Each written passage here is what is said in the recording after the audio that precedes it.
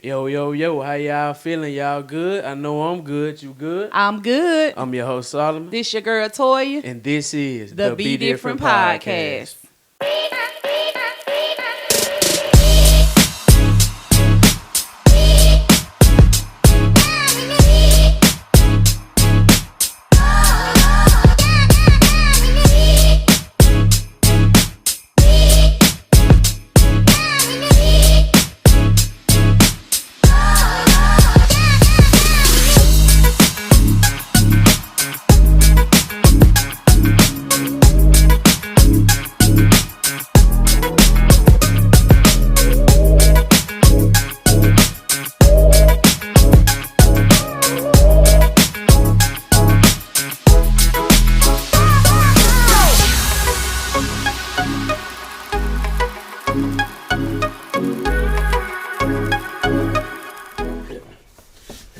What's up, y'all? Welcome back to the Be Different Podcast. It's the host, Solomon Buchanan. As you can see, we're in a different location with a special guest, man. But before I let our guest introduce himself, y'all know y'all can listen to the podcast on Apple Podcasts, Spotify, iHeartRadio, Amazon Music, and anywhere else where you listen to your podcast, all at the Be Different Podcast.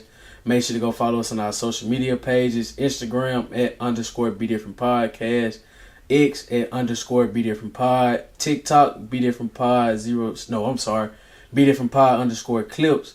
And for anybody that would like to sponsor the show or would like to be a guest on the show, our business email is bedifferentpod06@gmail.com, man. But like I said at the beginning, got a special guest on today's show. As we was talking before the show, he called himself a jack of all trades, man. But before we get into them, let him introduce himself to y'all. Man, how do you keep that stuff written down in your brain, all the handles and Oh, yes sir, yes sir. Man, you shot it off. I'm like, man, I write that down. I don't have that's pretty good, man. That's one thing I do need to do on podcasts and videos and stuff to make sure that people know where to find everything. I note taking. Yes sir. Yeah, I'm Josh McGlawn. You can call me a Jack or Josh of all trades, however you want to spell it. But I'm a licensed realtor, licensed builder, affordable housing developer, podcaster, filmmaker, consultant, coach, speaker, father, husband, son, child of God, all those things. Everything. So it's a long list. People ask me all the time, how do I do it all? And I just tell them I don't know. God. I don't know. It's God. God is the answer, but like the easiest thing I can say is I don't know. Because if it was up to me, and I used to leave it up to me and struggle so hard, but man, I started giving stuff to God and give all the glory to Him, and things just work itself out. Yes sir, man. I appreciate you coming on the show, man, for this episode. You coming in, man. Yes sir, man. He didn't say it. I don't think he said it on the intro, man. But y'all see, he got the shirt on, the Hustle Lab, man. The Hustle Lab. You know y'all stay tuned, but like I said, we in a different setup now. Y'all know I usually be in my apartment, but had to pull up on my guy, man, come to his setup. But y'all check him out, Real Talk Studio, Hustle Lab coming soon, man. Y'all stay tuned for that. But just gonna have a quick little show, man. Like you said, you were Josh of all trades. So before we get into all the different things that you do, going into the first question, I know I heard you say you was a real estate developer. Like, what inspired you to just get into real estate? So I've been in construction my whole life. Our family has been in business 50 plus years. Okay. We started out in site work, just dozer in a dump truck with my dad and my granddad, and from there, my dad has kind of built an empire. I grew up in the business all my life. Hated doing dirt work, but I realized that it was a means to an end, and it was something that turned into, okay, I can do this. My dad, he doesn't turn down business, or used to a long time ago, didn't turn down business for anything. People like, oh, can you do this? Sure, I can do that. And you can do, and then that turned into one thing into another, and then we started building houses. But another side to that, for my own vision, aside from the family's business, I ran for public office some years ago, and started hearing some of the needs in the community. I just, knocking on doors and campaigning, talking to people, and so many people talked about the affordable housing issue. Like, it's so, and this was before, like, the extra boom swing again in Oxford. Yeah. Before we started building all these multifamily developments for students, and no offense to the student in the building. Nah, you good, but, man. I know, bro. You didn't cause the problem,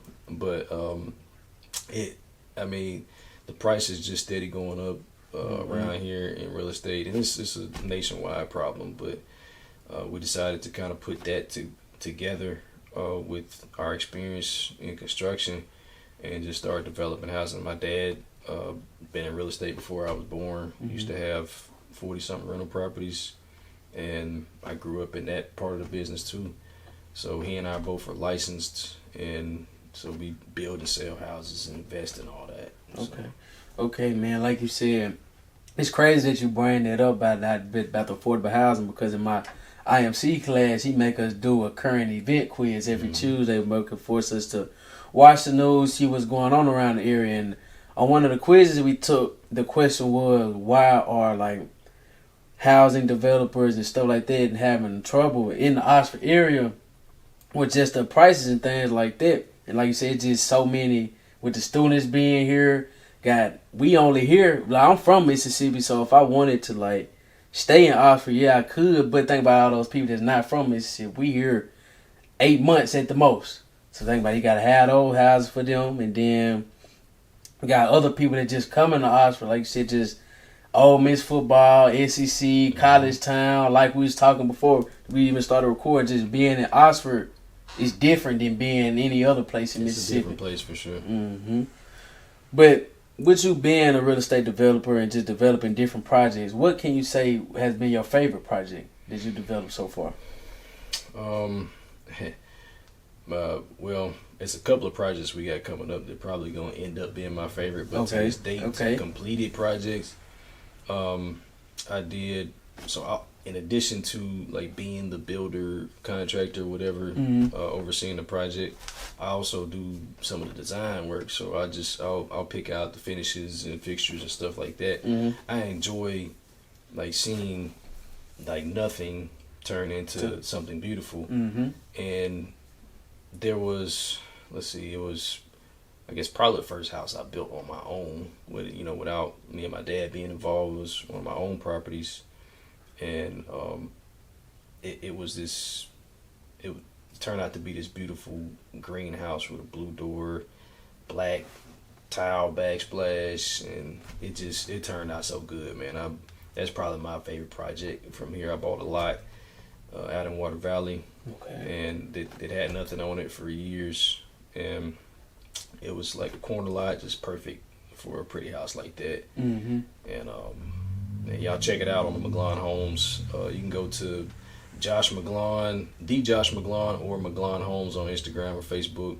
See the pictures of the greenhouse. You can't miss it. It shows up on like this commercial I did, and it's really cool. It's probably my favorite project so far. Okay. Going back to what you were saying about you just doing the design, with you being a developer, what all goes into that? Like, are you the person that draw out the blueprint as well, or what all goes into your job? It's so many moving pieces, man. I have to, if I actually put the number of hats on that I wear, on the different things that I do, man, it's so much. Being a licensed realtor and a licensed builder, the only thing that I have to do is for the real estate, like as far as purchasing the property, I can negotiate those and do contracts and all that, represent my company as the real estate professional, but I do not design the plans. That's actually one of the things I want to do as a child. I used to draw house plans on paper, and I used to ask my mom to buy me graph paper, with the squares and stuff, so I could draw house plans. And I thought I was going to be an architect and like a home developer. I mean, I'm a real estate developer now, but I thought I was going to like design homes, but and I kind of do, but I don't draft plans and stuff like that. So we hire draftsmen or architects or whatever to do those.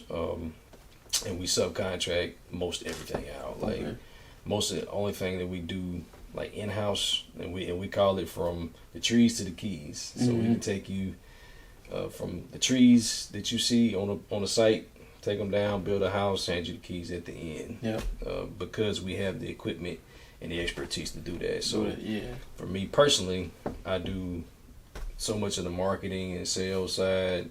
I run the numbers. I manage the project to watch the money go in and out on every project. I look for the next development project. Like I'm constantly looking at the market, looking at off-market properties, trying to see the potential because I've got a number, and if I plug that number in, if I plug that particular property in, it's got to spit out a certain number before I can consider buying that. Okay. Now I asked that question because growing up, I always could picture, like in my mind, what I wanted to build, but I'm not an artist, so I could never draw it out. But in my mind, I can see, okay, I want this here, I want this shelf right here in this open space. I want it right, but I could never draw it up. You still gotta. It's a difference between like an artist and a visionary, and sometimes they're two. So I happen to, God has gifted me with both being visionary, and I can see the light at the end of the tunnel all day, and I can see something before it happens. But as far as, there's different types of artists, but I grew up in art classes as a little kid growing up, so I was in musical theater, and now a podcast is art. Yeah, okay. So you may not be able to articulate it through writing or through like a picture with your own hands. But like you said, it's a story. Like we was just talking about the story. It's a story. That's art, man. Like, you are still an artist. You may not be able to, put it on a piece of paper with your hand, like and it makes sense. And that's not for everybody, but it does take a visionary to do, what you do and do what we do every day. It does, man. But with you being an entrepreneur, like you said, real estate developer, licensed realtor, got the podcast studio and things of that nature, what has been some challenges that you faced so far on your journey? With the affordable housing developments, that's some of the challenges has been, believe it or not, some people being receptive of that, because everybody doesn't understand what that means, and affordable is different for everybody. But as far as dollars amount goes, there is the government and HUD, and they have their certain threshold of what they consider affordable. But that don't always make sense to everybody, and that's not always affordable to everybody. So everybody doesn't like it, and that's been a little bit of a struggle for me in getting past just people, not everybody being on board with it, and it's not gonna happen anything you do in life. But also, we thought when we went down to Water Valley to build and develop that it was just gonna fly off the shelf. Like, we built a house under the first house we built in Water Valley was $199,000, and we was like, it'll sell like that, and it took some time. But this part of that was we underestimated the neighborhood. So there were some things that need to happen in the neighborhood to clean up stuff, to make it, and we actually have acquired a property recently over there. Okay. To probably gonna end up tearing it down and building a brand new house over there. So it's not just if you build it, they will come. You gotta have, marketing put in place. You have to bring them to it, and you have to, like, not a literal billboard, but we had a billboard actually on Highway 7. We didn't get any traction off of it, but you have to, like, make that thing shine in lights for the people. You gotta attract the people to want to come stay in the house. That's right, and educate the people first off, because for the most part, first time home buyers, especially in that income bracket, don't know they don't know that they can afford a house. Like, they've been renting all their lives, and they don't know what it takes to purchase a home. So you're right about that. That's something we're gonna start doing more, is educating for first time home buyers, first time homeowners. What does it look like after you buy the house? Like, because you don't report to a landlord anymore. You have to take care of it yourself. Exactly, man. That is important though. Like you said, like me personally, I'm only 19. I haven't been looking into buying and renting my own house. Never too soon. It's not. It's never too soon. But it is some things that you saying that I learned in my business class I was taking in high school at Botech. I got a certification in entrepreneurship and small businesses. So like, Oh wow. and there right there, my teacher, she always broke down like the main thing we always talked about the difference in renting and owing. Like she always preach it's better. There's nothing wrong with renting something, but it's pretty much better to own it. You know, if you rent it, you're gonna always pay on it. Always pay on it. But you own it, you pay that price. It may take you some time to pay on it and pay that price, but at the end, it's yours. You know what I'm saying? It's yours. It's an asset too. Exactly. Yep. Exactly. The asset and liability, man. Yep. For real. But going back with the script you had sent me, I saw that you had played football. Like, we're not just football. We played sports here, but you walked on here at Ole Miss, man. Just describe your time, experiences being on the football team as a walk-on. You know, just some things that you faced during that time. So my first year as a walk-on was Orgeron's last year, his final year there, and we weren't winning games. It was rough, you know, going out there busting your tail. Especially as a walk-on, you busting your tail.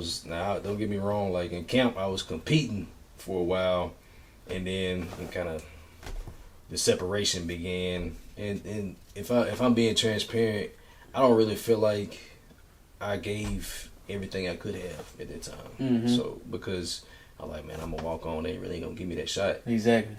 Because if you talk to anybody that was on that team, they'll tell you the type of skill that I had, but I didn't like have as confidence in myself like that. I made the team. You know, it's like a NFL workout to get on that team. Yeah. But I didn't have the confidence in myself at that time to be like, I'm gonna go all in. Exactly. You know, I'm gonna be the next Rudy. You know, the Rudy at Notre Dame that walked on and became a star or whatever. But I don't want to be Rudy. But there's a lot of stories like that. That I just, you know, sold myself short on. But transitioning from Orgeron to Houston Nuts first year, that was the last year. I didn't play my senior year. Grades weren't what they should have been. So I was like, man, I ain't finna go to the league. So I'm gonna tap out. You had to focus on something else. You know. Yeah, it's always. Yeah. But the league won for me. That was the first year, and then we went to the Cotton Bowl and won. So that was, I mean, going from like losing to winning. I won like through my career playing high school football, soccer, track, like got championships and stuff, and then to go to something where I know we got talent and we losing, to going to the same talent and winning. Yep. It was great. It was a great experience, man. I've got friends that actually go to church at Cordero Easton.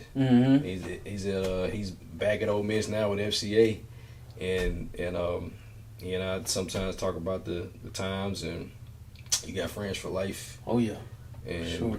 And it was just, it was cool to see some of the guys that I played with go to the league too. Yeah. And I was like, man, I know that guy. You know him exactly. Right, you see him every day. Yeah, I've seen some of them since then. Yeah. And it's not like, you know, that's the walk on. You know, they called me Hoosh. Like TJ Houshmandzadeh. I don't know if you remember him from the Bengals. I don't, but like I know their name, but I've heard their name. TJ Houshmandzadeh was a wide receiver. He had this long ponytail, and I had long hair back then. He had this long ponytail, and I don't even remember if he was Indian or what the heck TJ Houshmandzadeh is, but that's what they called me, Little Hoosh, and that's what when they saw me, and it's cool, man. It's that experience, and I mean I'll always have that. You know, you can't take the experience from me. Exactly, experience, memories is like, cause I played football in high school and stuff, and like even then, like just those memories and experiences with my friend, homeboy back in school, like it's just stuff that you never forget. Yep.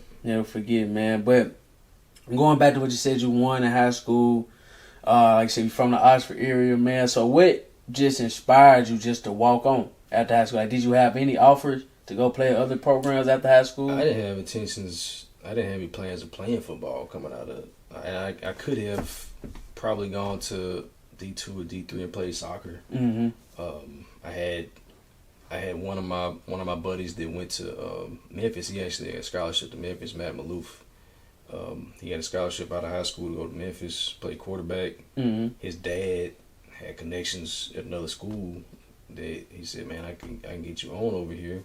not necessarily a scholarship, but get me on and probably earn a scholarship. But then my coach asked me my senior year if I wanted to play in college. I was like, nah, I really don't. You know, I'm gonna end up going to engineering school and be an engineer and all that. And nah, I'm good. But man, just watching football every day, like watching other people play, I'm like, man, I've always had that passion, like, for football. And it's not the same, it's a little smoldering now, but I had that burning passion as a youth, want to play football. And every now and then I'll watch a game and be like, man, that could have been me out there. But then I'm like, nah. When I see them get hit hard, I'm like, ooh, that look like it. Yeah, I don't miss right that. now. I don't miss that part. I don't miss that part. But man, I didn't plan on playing in college, and it got to a point where, like, I couldn't take it no more. I was like, man, I got to walk on. So I trained. I went back to train. I didn't like continue working out a whole lot, but I was still in like pretty good shape. Yeah, some decent shape. You know, you still had a workout routine. You still did a little something. I was still in decent shape. Obviously, if I made it through that workout, it's tough. But I had a buddy that was also walking on, and he and I trained together. And I'm like, man, I'm gonna do it. So I did, and it just was. I mean, one of the best things I've done in life, just for that experience. And to say I did it, because I used to be so hard on myself. Like, man, I walked on, but I didn't do what I probably was capable of. What I could have done. I could have been this person. That ain't how it was supposed to be. But man, because you put your mind to it, and you achieved your goal. Man. That's right. You said you wanted to walk on, get another opportunity to play football. I did it. You did it. A lot of people can't say that. A lot of people can't even say they played football at a Division I level. So that is good, man. And going back and looking at the script you sent me, I'll say that you did a little coaching football wise. Just talk about that. What levels that you coach on? All levels, Pee-wee, high school. Okay, all levels. All levels, man. And coaching is, I guess, it's just in my blood. As coaching and teaching is very similar. I come from a long line of teachers. My dad was a college professor. My sister, the education. My grandma, and it's just education. And coaching is right along with that. And it's just, I got a passion for the youth. I started out coaching, come out of Ole Miss, coached a little bit at my high school. Okay. And man, I loved it, man. It was a kid. I remember a kid, Tay Smith, that was riding the pine. And he said, man, I want to be better. So I started working with him a little extra. Man, I think he ended up earning a scholarship to junior college. And you know, I really enjoyed that personal part of it. And from that, when I went to grad school at Delta State, I was GA over there under Lanier Gothi. Linebackers having to hold this little dude holding this big old dummy. holding the pad, this dummy with the pad, these big old dudes coming by. And then as I graduate grad school and into adulthood and familyhood, I think one of my buddies asked me to go coach Pee-wee football with him, the Oxford Buccaneers, and I loved it. I loved that too, but just my time wasn't. I couldn't give as much time to it as they deserve. Yeah. You know, because the kids, they need to see you there. They need to see consistency. A lot of them don't have that in their lives, so you need to be that consistent force. And I wasn't able to do that, but I did give some time to that. And you know, I wouldn't turn down the opportunity if time allowed, but I don't know how that would happen anytime soon. But I do still have a passion for that, for sure. No, I feel you though, and like you said, with you coaching Pee-wee, the kid, they gotta see you showing up because they young, they looking at my football coach ain't showing up. Well, I gotta show up to practice. You know what I'm saying? And trust me, I know that firsthand, especially coming from Oklahoma, where I'm from, small town. Like, if you doing something for the kids, you gotta be there. Like, you gotta be there for them, because if you're not, then they not even gonna want to do it no more. Yep. So you're right about that, man. But I also saw that you have, let me get the right wording for it, building impact leaders of tomorrow. Yeah. Okay. Building impactful leaders of tomorrow. Okay, yeah. BILT. Built. Yes, sir. So just give the people just a background, a description of what that is, and you know what inspired you to start that, and just things of that nature. So it's something I've kind of been working on for a long time. Not necessarily by that name, but I've been working on something to be able to prepare our future leaders.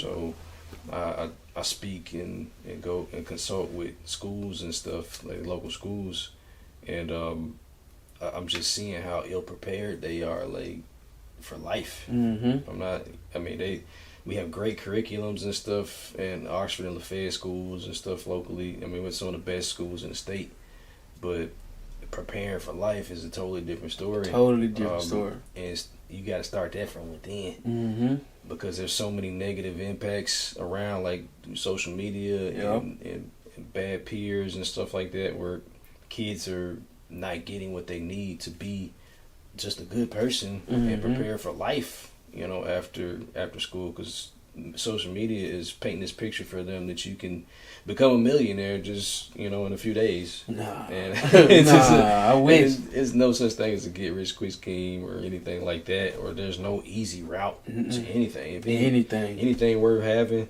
it takes work. It takes work. It takes hard work and consistency.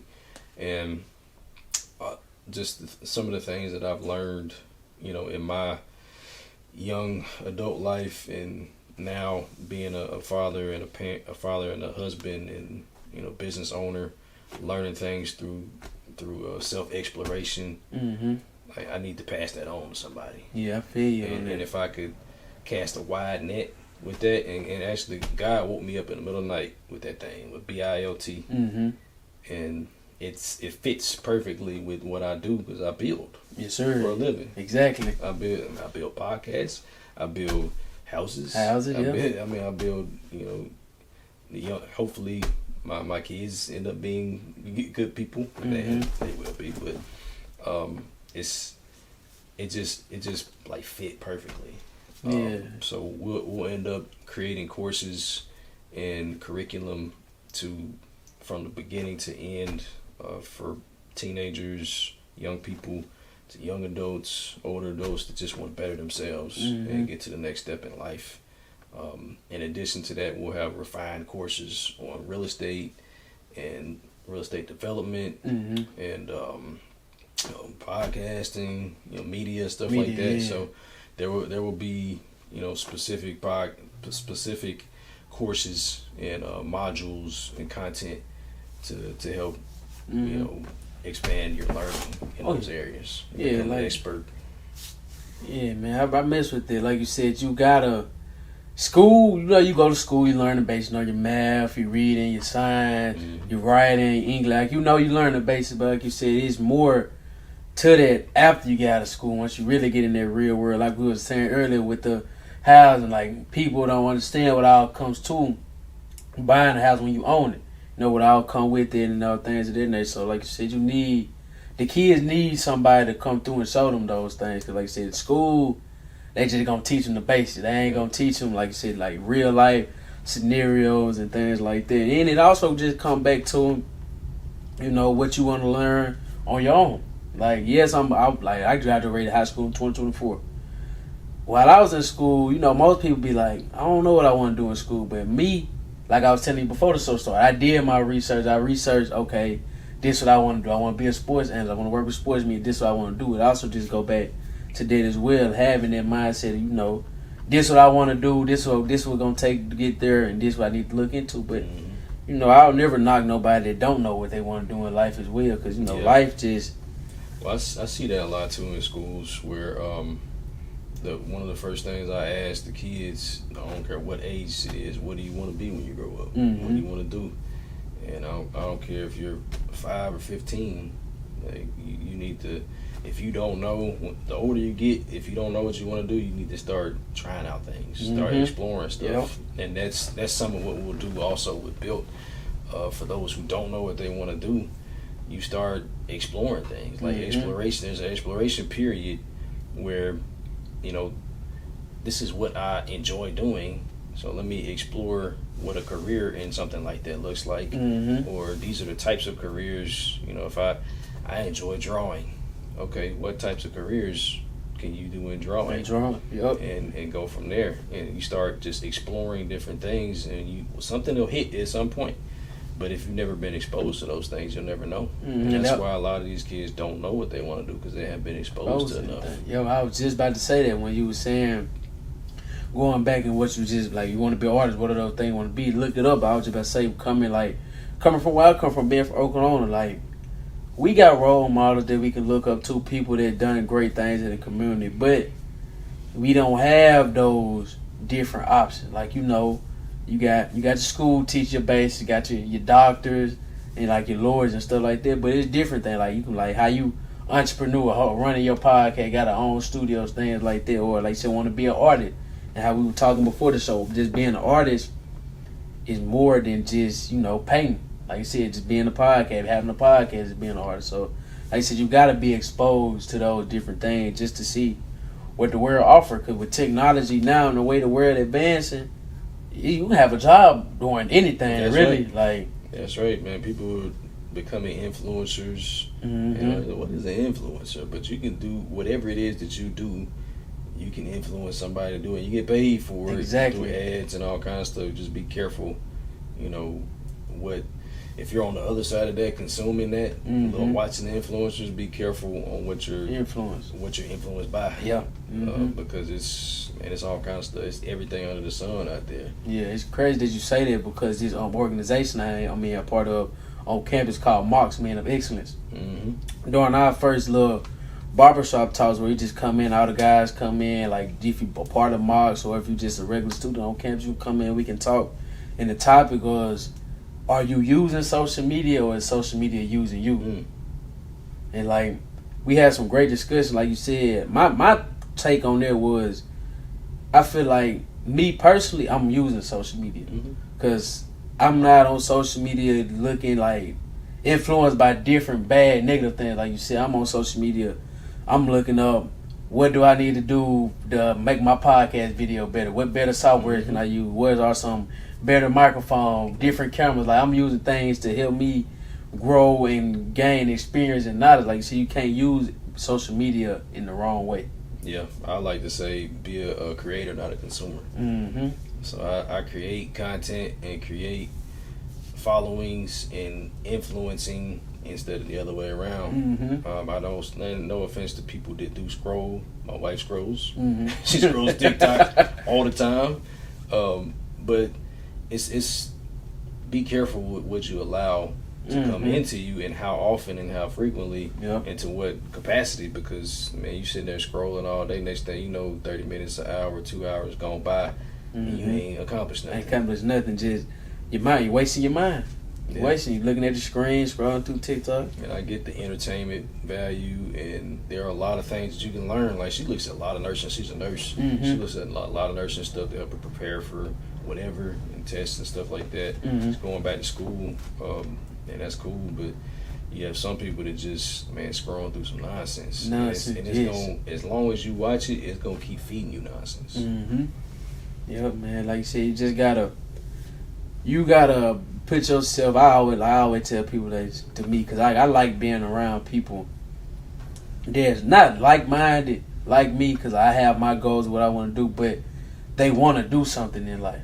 So like even I'm surrounding myself around it, I gotta consume it as well. Like you said, be you know what I'm saying, creator, not a consumer. Like yes, I'm a creator, but I also I'm still learning too. So like what I'm learning, I gotta learn. Okay, this video gonna help me get me to the next level, to the end goal. I get it. Yes sir, man. But before we get into the sports, man, you know I gotta talk about sports on the podcast. What is some advice you would just give to the younger generation, just kids out there that just looking to be an entrepreneur, or that just don't have any goal in mind that they want to do in life right now? Just any advice that you want to just give to the younger generation. I would say if you don't know what you want to do, surround yourself with people. If you got bad people around you, and a lot of kids do hang around the wrong crowd, hang around something positive, something that feels good. Like not something that just feels good, fleshly like, but something that feels like, okay, this seems right, and start following something that seems right and feels right, Mm-hmm. and like we said, consume the right things. Like if you church going person, get in church. There's good things usually. Some churches most churches I hope they come from there. Surround yourself with the right people, Mm-hmm. and then start exploring different things. Like start learning. If you like we said, if you like to draw, start drawing more. Yeah, draw. Like, Yeah. do that stuff that makes you feel good, that you have a passion for, that you enjoy doing, and don't just like spend idle time doing nothing, because the idle mind is the devil's workshop. Like you don't want to sit there doing nothing, and at least like exploring your passions, and because I have some kids that say, well, I don't know what I like to do. Well, you like to do something. Yeah, everybody like to do Don't something. tell me sleep and eat and stuff like that. Those are like life functions. So, okay, I like YouTube. I like to watch YouTube. Okay, well, what does it look like if you create your own YouTube channel? What does it look like if you create your own videos? And a lot of kids like to do that. So, what does that look like? For right now, if you're young, what does that look like? Something that's positive for me, that I'm creating, that's mine. Mm-hmm. And then beyond that, what does it look like for a career? Like, because at some point, you're gonna be an adult, and you're gonna have to, pay your own bills and stuff like that. So, what does it look like for a career as opposed to a job? Okay, yeah, man. But like I said, man, on the podcast, we love to talk about sports. We finna talk about some sports we now. love talking about sports. When I rub them hands, get serious, man. So you play sports coming up, man. So I know you gotta have a favorite sports team. You got a favorite NBA, NFL team? Favorite sports team overall is What is that? always. I say NBA, NFL, but you can say baseball, hockey, soccer, whatever you watch. I watch pretty much any kind of sport. I love when the Olympics comes around, because there's so many different sports in the Olympics. But favorite teams overall, just sports top to bottom, is Ole Miss. I try to follow basketball best I can. I love what Coach Yo's doing over there. With the women's team, the men's team is on the come up. Yeah, Chris Beard. Yeah. And then football, of course. Like I've been cursed with being the Ole Miss fan over the years, so it's like you watch the worst games and the best games. You just watch them. You have no choice sometimes, but diehard Ole Miss fan. Okay. Top to bottom, baseball, all of that. As far as like NFL, NBA, don't have a particular team. Okay. Just love to watch the sport. I love to watch college football more than anything. It's so much more interesting now than it has been because of the transfer portal and NIL, stuff. Yeah, facts. It's double-edged sword, that stuff, but it's made it more interesting. It has. For sure. It has. Balanced it out. I was just about to ask you, I was like, what's your thoughts on NIL? Like, how do you feel that it's balanced out the playing field? So double-edged sword. I have always been a proponent of, because being a former college athlete that didn't have a scholarship, being paid to do that, awesome, love it. But at the same time, there needs to be checks and balances. There needs. I like Nick Saban for college football commissioner. They keep talking about this. I don't know if it'll happen, but there needs to be some oversight on all of that, because you give a teenager, if 18 to 20 something years old, a bunch of money that they ain't never had before, and you ain't teaching them how to manage that and how to use it. Nothing. Man, just giving it to it's her. gonna go like that. I was talking to somebody the other day about that, and they're like, if you give them all this money, they get hurt. They lose that money. Yep. They lose the sport that they don't know nothing else but the sport. Exactly. And next thing you know, they spiraling. So it's not good long term in its current package. Especially the transfer portal. You are encouraging quitting. Pretty much is what it is. Pretty much. I don't get what I want, so let me go to the next team. Exactly. Yeah. Exactly. I can't stand that, but Yeah, but like it's just the way that the world and the game has come to. But I also feel with that too that like NFL teams look at that. Like you know what I'm saying? Like how you said, okay, I ain't getting this year, I'm just finna up and leave. Like I feel like NFL teams look at that and consider that with their player. Like, okay, you a good player, but if the time get hard, you gonna want to leave. You ain't gonna want to work hard no more. So, and It started with the NBA though. Well, I don't think LeBron had that in mind when he was looking for something better for himself. He want to win championships. I mean, he one of the greatest players to ever live, and champions want to win. Winners want to win. Yeah, exactly. But there's the other flip side to it is commitment. You're teaching these young kids like, oh well, shoot, LeBron jumping teams, and he's done it probably better than most of them have. Like as far as jumping teams goes, this last time going to LA is probably more of a business thing than anything. It's one of the biggest sports and media towns in the world. In the world, yeah, facts. So from the NBA, just I hate every time I hear somebody saying, well, so and so is requesting a trade, or they still got time on their contract. Exactly. And all that. I was like, come on, man, like it ain't. Sheesh. Like if you are that guy, you will stay and demand him to build a team around you. Exactly. And exactly. If you just want to go that bad, like go jump the bandwagon. I mean, I love KD, but jumping from to the Warriors. Yeah, he that dude. He one of the top 5 players in the world. Mm-hmm. And in my opinion, but he jumped from a team where he was the man, and then to another team where somebody else was the man. Mm-hmm. Won a championship, but you ain't on that team no more. Exactly. I don't like it. No, I definitely feel you on that. And then like it's crazy. Go back to this thing my granddad had said one time.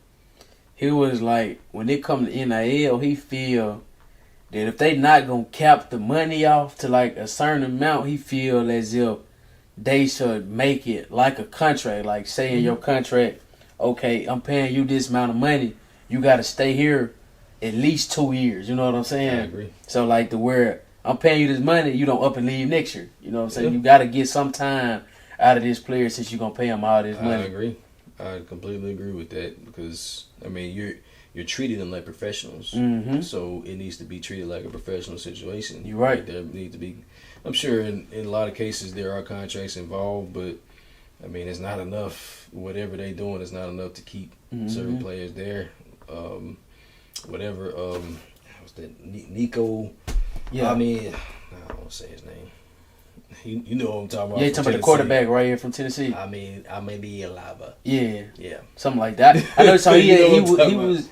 Is he at UCLA? I want to say. Yeah, UCLA now. Yeah. So he's Tennessee, and they were competing in the SEC. Exactly. I mean, they was competing. It wasn't like they was garbage team or whatever. They was competing. Went to the playoff, and did they go to the playoff? Yeah, they went to the playoff, and whatever. He pouted about money. I don't know what the real story is, but yeah, so the reports was he was complaining about how much he was getting paid in NILs, but like you said, you never know. Well, you never know. Look at what that's got him now. He's exactly. at UCLA, and they didn't they play Tennessee? They got. I don't know if they played Tennessee, but I know they record not the best. They not a playoff contending team. No, they not, and they probably not gonna be.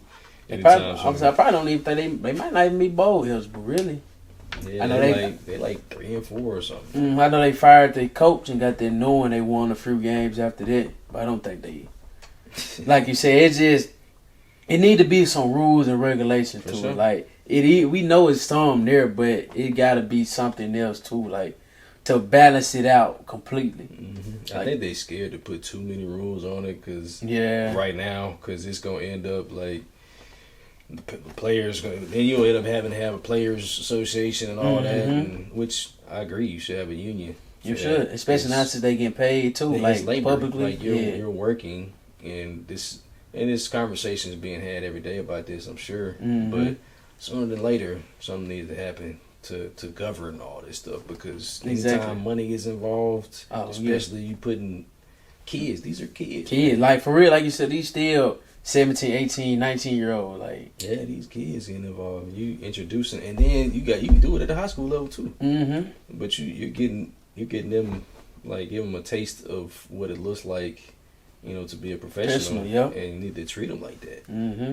You can't get one without the other. You're right though. Like you said, you got to be professional all across the board. You can't just say you professional now because you paying the money. Like you got to have professional contracts. Like you said, the unions. Like you said, the really ages. Like I pretty much think all players make NAL got an agent, but still, even if you don't, you got to just have that option there for them. Treat them like professionals, like you said.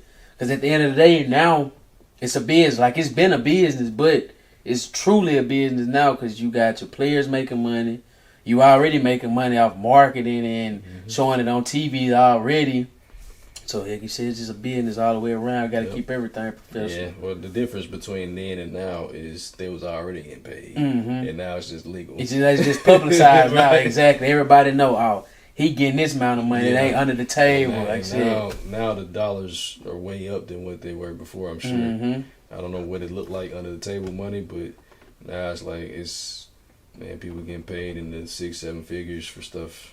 Like, and this thing I be thinking too, like the NIL paying these players so much money, like they really yes, you want to make it to the league, that's the goal, but they straight now. Like they making just as much money. Well, I ain't gonna say just as much as they'll be making the league, but starting off, that's what I'm saying. Like some of them making just as much as the 53rd man on a 53-man player roster. You know what I'm saying? So it's a lot going on, man. It's a lot going on. I'm glad they getting paid, like you said, because they working hard. They deserve it, but still, though, you got to have something else to keep working toward, if that makes sense. Yeah, deserve is a strong word. Yeah, man, they are putting their bodies and their lives on the line because, any second it could be, the end of somebody's career and sometimes the end of life if you get hit wrong, But, and it's, you got to, not just teaching them how to use the money, but teaching them how to be professionals and people, because like I said, at the end of the day, they're still people. Like, they playing football and that they've been doing all their life, but like you said, the wrong hit, not wishing on nobody, but your football career could be gone like that. You be playing now. And then what? Exactly. Then, what's your backup plan? How you going to manage this money to generate more money so you can be financially stable all your life, not just these 2, 3, 4 years that you got this money buy now. Me some gold chains and buy my mama a house and a car and crap. And now it's gone. Now I got all my cousins coming out of all the place and money gone. Man, you gonna be by yourself. All right, cuz, gonna call. Where you at, fam? I ain't got it no more. Yep. That's gonna be, man. But like you said, going back, you Ole Miss everything. So what's your thoughts, man, on Ole Miss football right now? Trinidad Chambliss, he coming in. Team looking good, 71, 81, I want to say, around that range. What you think? What you think? First of all, Trinidad Chambliss is one of the coolest names you can have as a football player. I think it's like, if you own the game, create a creative player, Trinidad Chambliss just has got that ring to it. Yeah, you are. I never thought about that, but it's hard, though. It's a hard name, man. And man, I like his composure. I like the way he plays the game. And I had high hopes for Austin Simmons, man. He's a good kid. He's so super smart. May not play football long term, but probably gonna be somebody's boss one day. Dude smart. And I hope whatever happens with him, I hope it works out because I know he's a good dude. But Chambliss came in, man, and playing clean football, something that we ain't had in a long time. Dart was a great quarterback. He didn't start out like that though. You're right. He threw a lot of interceptions in the beginning. But Chambliss is already coming from D2 or wherever he came from. They're like, man, you coming to the SEC, the top of the league, and now he's playing the best as anybody in the country right now. Yeah, you're right. And I love it as an Ole Miss fan. Ole Miss is winning. To see that. Keep pushing. Yep, and I love to see a light skinned brother out there getting it too. Yes, sir, man. But I was telling my mama, like, I always look at it like this. Regardless of what level of football you play on, is still playing football. Like after high school, is still playing football at the next level. And with him coming from the D2 school he came from, they won the championship in D2. So what he's doing, it surprising me because he's doing it as well as he's doing it. Yeah. But the fact that he's playing good really doesn't surprise me because I had the same questions about Austin Simmons that I had about Arch Manning. Yes, they've been there. They've been in the system, been behind quarterbacks. But it's different when you get in that environment on the SEC road game. You got the crowd going crazy. Like, it's different actually being in the game and learning behind the backup at practice and watching on the sidelines. Like I said, not knocking Austin Simmons. I know he's a great quarterback. Like, he came in Georgia game last year, kept the drive going, scored the touchdown. Like, he did. I know this like the star is there. Like, he shows it every time. It's just Trinidad brings that X factor. Like, I don't even know how to explain it, but it's just something that he brings that Austin Simmons doesn't bring. And I don't know if it's just included in the experience because a championship, regardless of what level, is just a high level game. Like, it's a championship. It's the last game of the season for the trophy. Like, you gonna play hard. It's gonna be an intense game. But I don't know, man. Trinidad, he's just been balling. Right. I'm a agree and disagree with you on the experience. Any experience is good experience, whether you playing bad or playing good. And he's had successful experience. But I'm telling you, from D2 to SEC, totally different game. It's different, bro. It's different, man. I can believe, like trust me. Like being in a practice, one playing for Delta State, but in a practice with Delta State, versus like Ole Miss, completely different.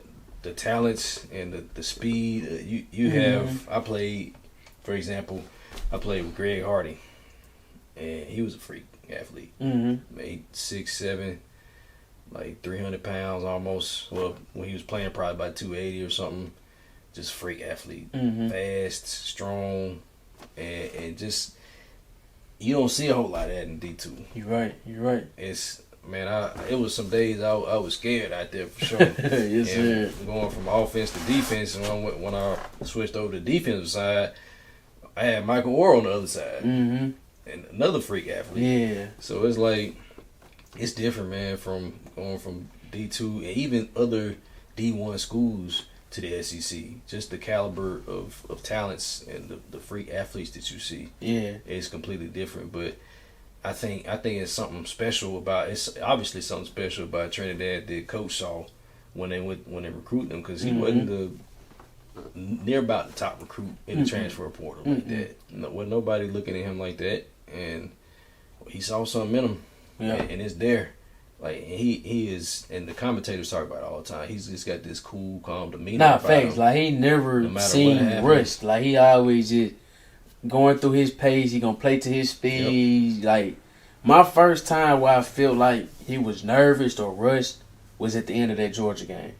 Like towards the fourth, when they got this stop and Georgia went down and scored, and we got back on offense. I'm not gonna say, man, that fourth quarter was yeah. He didn't play terrible. It's just the script was flipped. Like Georgia flipped it on and we just put it in neutral or something. I don't know what happened, but then that last game, who did we play? Oklahoma last week. It was a few times where he was kind of rushed in that game, but he didn't make no mistakes though. Yeah. So it's like, it's one thing to be rushed and frazzled and to throw an interception or fumble, but he still kept playing. Whether it looked like he was rushed or calm or whatever, he didn't make mistakes. So that's the difference between a great quarterback and somebody that's, bagging up. Yeah, bagging up. No offense to Austin Simmons, but he threw a lot of interceptions in the first couple games. He had 4 interceptions out in the first half. Like, it was 2-2 in both games. Oh God. Yeah, and that's just the experience. Exactly. Like, he had some experience last year, but coming into this year, he ain't played a lot of games. Exactly, and he was the starter. Like, it was like these games, his first time starting. He played a bunch of football. Exactly. So he's had time to refine his craft. And I think that's just the difference. Like, because clearly Austin Simmons has the tools. Yeah, of course. And just, like, he just hasn't had the time in real life game situations to refine it. Mm-hmm. And I bet he thinking about it now though. He missed a couple of passes when he got in there. He could have threw a touchdown. He could have threw a first down. And just it's all in time and experience, practice. Yes sir, yes sir. So okay, what's your thought, man? I gotta ask you: is Lane staying or is he leaving? He better stay. Yes sir. He better stay. I think he's got a good thing going. Mm-hmm. He's expressed to people several times that he likes it in Oxford. And I think he really does. I think he's tired of running. Nah, fact. Like he goes from one place to the other, whether he get fired or he decides to leave. Yeah. I think he's settled here and he's got such a good thing going. Mm-hmm. He's got his kid plays football at Oxford. Yeah, Oxford High. Yep. Yep. And he's got he's just kind of settled in here. Yeah, that's what I was telling people. Try like, yeah, if the rumor is true and they offer 81 mil, like that's a lot of money, but it might don't matter to him. That's what I'm saying. Like, he been to the NFL, exactly. He been to USC and pockets way deeper. I would say he got the money. He got money. Like, I think it all comes down to, like you said, he's happy here. Like you said, he's family here. He's been here for these 5 years, 4, 5 years, 6 years maybe. It's been longer than we feel like. Mm-hmm. When was his first season? 2020, 2021? Around about that time? Something right, yeah, around about that time. Like I said, I just feel like we was at practice Saturday, and we had a team dinner after practice because we had some recruits come in and whatnot. And Coach O called me over. She was like, "You think Lane staying or he leaving?" And I would tell him, I feel like he gonna stay. Like we saying, family good here. Established here, great program. I saw this one video on TikTok. It was doing the pros and cons of him staying and leaving. It was like here in the state of Mississippi, he has really no other school to compete with recruiting wise. Like, yeah, you got Mississippi State, you got Southern Miss, but Ole Miss, he established it so well already. Like, people know in the state, you get that out from Ole Miss, like, there's gonna be there's gonna be in your options. Like, they're gonna be one of your top 3 decisions. Yeah, and Ole Miss hasn't historically recruited well in Mississippi. Mm-hmm. Like, I remember coming up, man, it was some great talent coming out of here. Shoot, one of my buddies he's a police officer now, Jeffrey Dukes. Mm-hmm. He went to Alabama and played football. Went to Lafayette. He was quarterback, safety. Man, one of the best talents to come through here. Mm-hmm. And it really hadn't been a lot of recruiting coming out of Mississippi through over the years to Ole Miss, but over the years that has changed some. Mm-hmm. Of course, DK, AJ Brown, and AJ Brown, DK ain't had no choice. he better stay home. But yeah. Oh yeah, I said AJ here from Starville, man. I forgot that. Yeah, he went to the school up north instead of the one at home. Yeah, and thank God he did, cause it's crazy that you say the school up north. There, my mama referred to the school up north. Yeah, that's what they say. Man, I can't stand anything Mississippi State. God darn, them cowbells, man. Oof. We better. That's another thing. We better be careful going down the start. No, facts. They dangerous, bro. And it's crazy. They look good, bro. And I said that preseason because I really forgot they had Blake Shaper. I ain't gonna lie, I forgot they had Blake Shaper. I forgot he got hurt last year. I'm looking at the season thinking Kamario Taylor's about to start from Knoxville. I'm thinking he's about to start true freshman because Oklahoma, we never played Knoxville in football, but we always played them in basketball. And bro, just a freak athlete. We didn't play it against some people, like some athletes. I done saw some athletes, but just looking at him like in person, I mean, we played him basketball. He got a turnover, came down, boom. Video went crazy on Facebook, about 10,000 views. Yeah. Like I'm watching, I'm running back, I'm watching it. Like, and he dunked on one of my teammates. I ain't gonna say his name, but I'm watching. I'm like, man, it's like he rose up and just elevated in the air, took another step. Like, so I'm thinking, State gonna be all right. And I know some other people down there that play. Shout out Jakeem Sumper, man. He offensive lineman down there. So I'm looking, I'm like, State got about 6 wins in them this year. I feel like Mississippi State got 6 wins in them. But I don't know, man. We ain't gonna get into that. Man.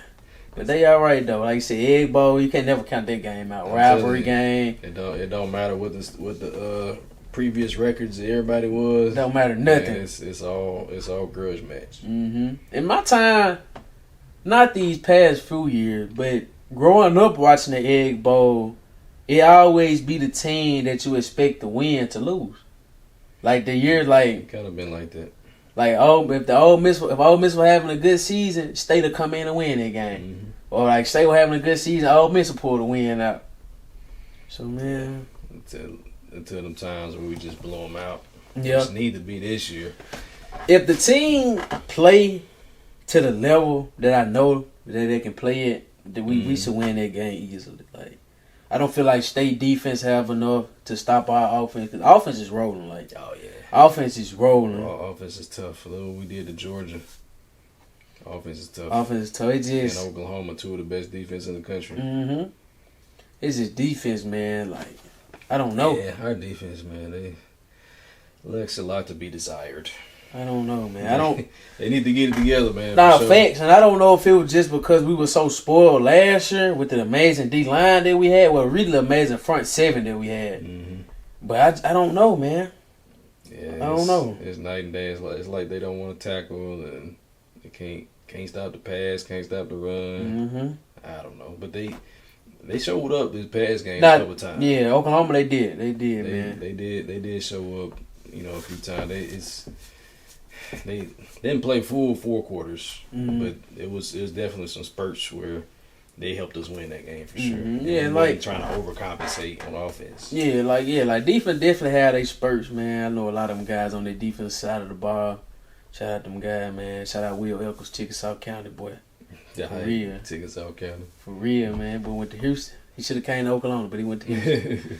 But man, before we close this episode out, one thing I do for all my guests, you would just give any shout out that you would like to shout out to the people, your social media pages, where they can find your website there for your real estate development, just things of that nature. What all you would like the people to know? If I had everything tied to my website like it should be, I could just give you the website. But I know joshmcglawn.com has got a lot of my stuff on it. I'm working on fixing a lot of things, but it's active. McGlawnhomes.com has got a lot of my building stuff, my real estate development and such. Facebook, Instagram, YouTube, most of them have the same handles. At McGlawn Homes, you can find that for my real estate development. At DJoshMcGlawn for everything else for my personal. At realtalk.studios for all the media content, podcasts and stuff like that. Check out the Hustle Lab coming out soon. We're going to be following some entrepreneurs and hustlers and stuff around and seeing what their life is like.